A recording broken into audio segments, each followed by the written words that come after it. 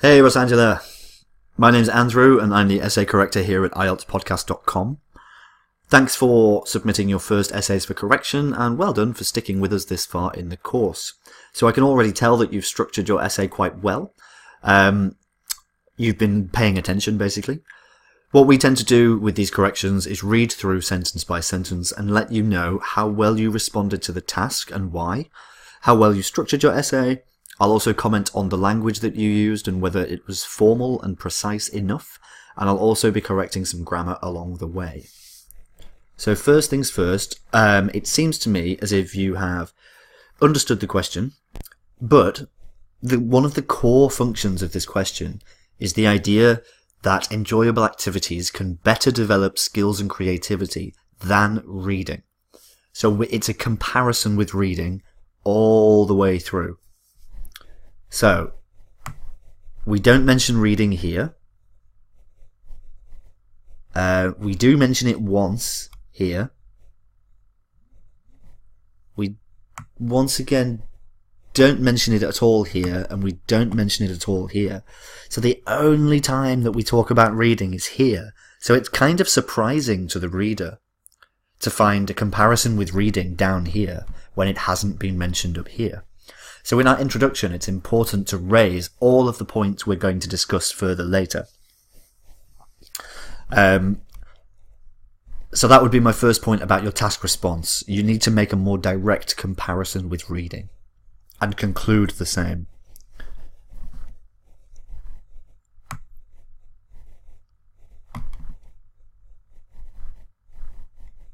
And this should be entertaining activities. And if we just do this,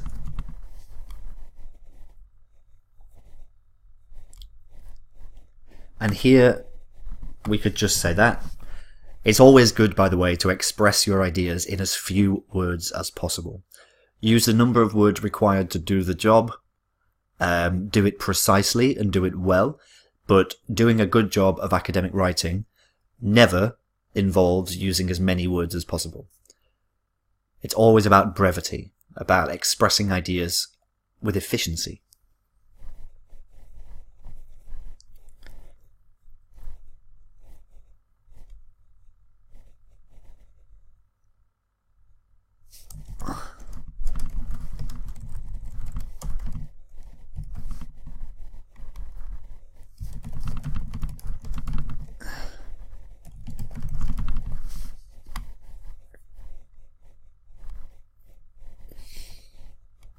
Good.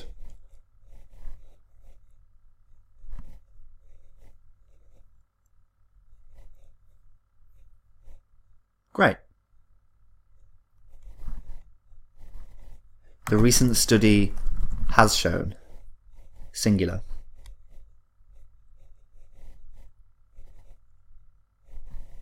no need for that comma.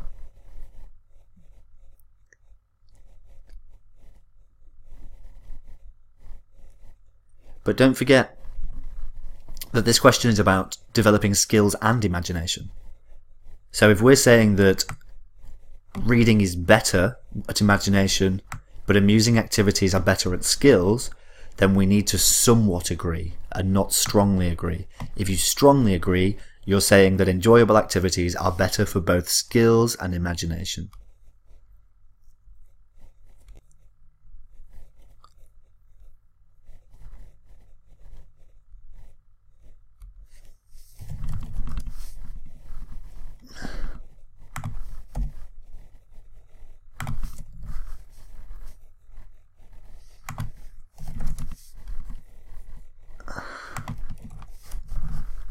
So just a few minor corrections there.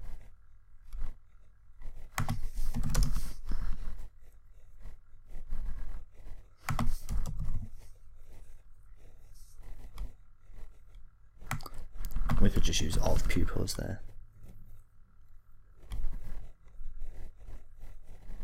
This needs to be expanded.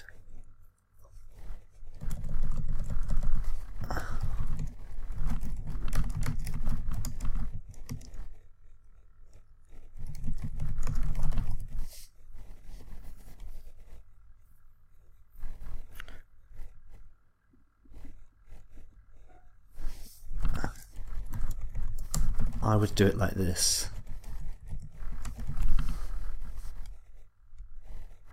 Regardless of.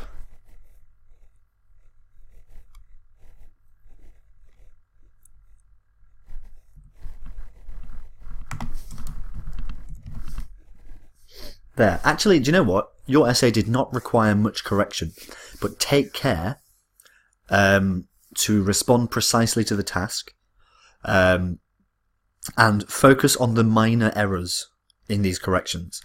Although minor errors don't seem like much, because they are the ones that are made most frequently, they can impact grammatical range and accuracy, and lexical resource, and then coherence and cohesion quite considerably, depending on the number of errors that you make. If you want to progress above a band 7, you have to reduce your errors quite considerably.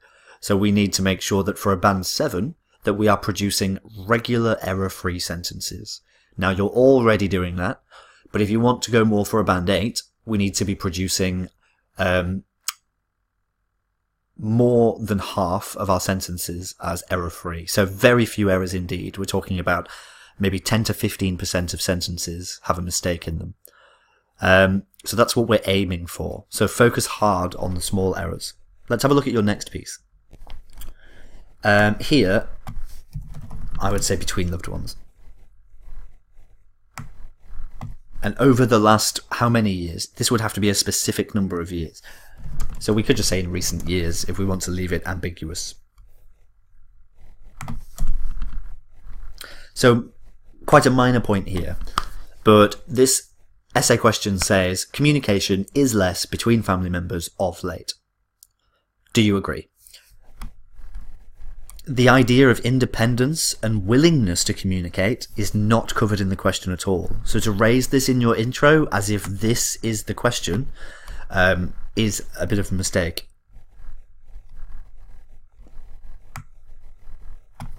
Some people think that family members communicate less with each other. I firmly believe that modern societies have experienced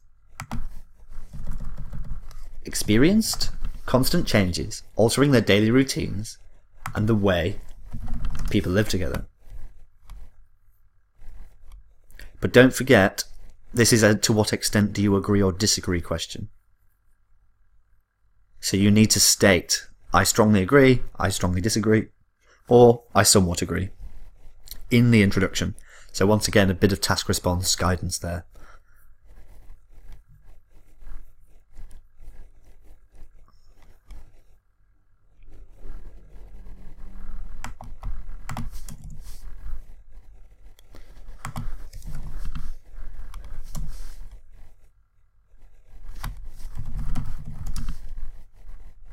The survey has shown.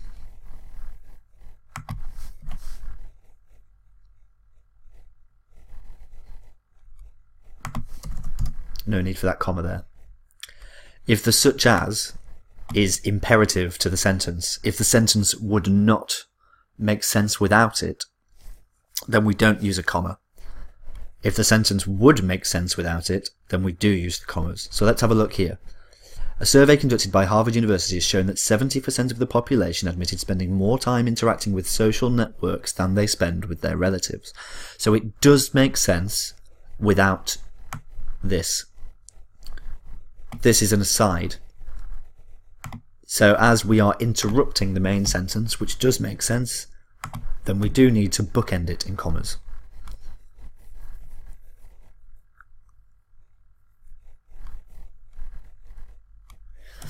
I would say as well, be careful with saying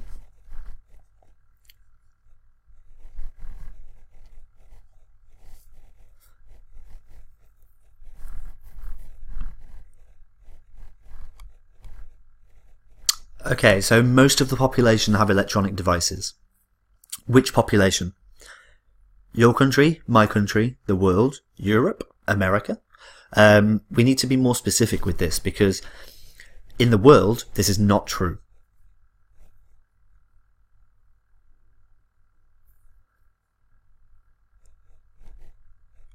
Mobile phone use around the world is now at 4.5 billion people, but not all of those have quick and easy access to the internet. it's difficult really this is why we shouldn't make generalizations. We need to be specific. Don't talk about general groups or the world generally, because you will likely be incorrect or at least inaccurate. It's much better to give specific explanations.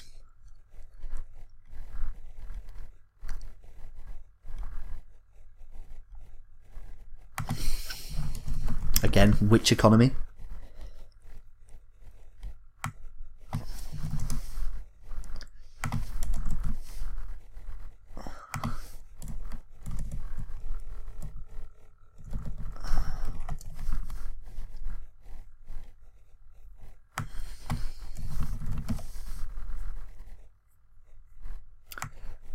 What are we comparing this to?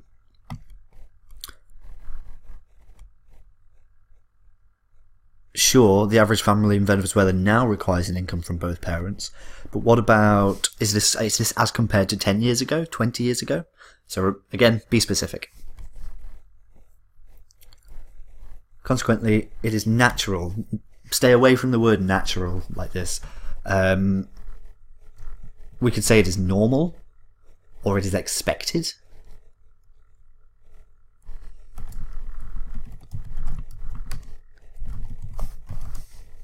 It is expected nowadays for children to grow up with busy parents and spend little time communicating with them. So what I was doing here is removing the word not. We should always try to avoid speaking in negative sentences and always try to construct a sentence that talks about what something is rather than what it is not. If I tell you what something is not, it leaves a whole world of possibilities for what it could be. Being precise in writing means identifying what something is, precisely. By talking about what something is not, we completely avoid giving any real information about it. So always try to speak in the positive. So, to summarise, from the examples and arguments given, I firmly believe that the introduction of technology and the high cost of living have contributed to the members of the family becoming more independent.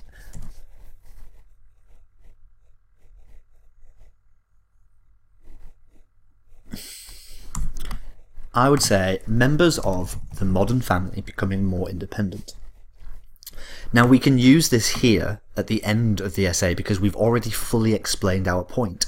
So the idea that people are more independent now makes sense. But at the beginning, we really do need to stick closely to the question. That's true at the end as well, but we can paraphrase a little bit more and summarize our own work at the end. But at the beginning, we need to make sure that the examiner can see that, one, we've understood the question and every single thing that it instructed us to do, and also that we raise all of the ideas we will discuss in the rest of the essay. There should be no surprises down here. Nothing comes up here that was not spoken about briefly here.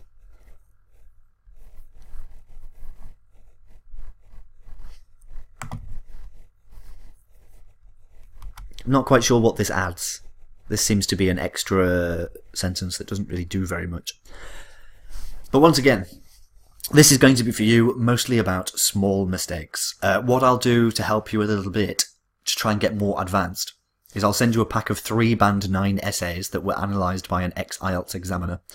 I'll also send you 3 lists of the most common academic language that is used in essays. This should help you, if you study this at length, it should help you to see what is expected of you in the exam and what we should be aiming for. Because already you have a high standard of writing. You have achieved academic writing, but we just need to firm it up a little bit. We need to improve it slightly.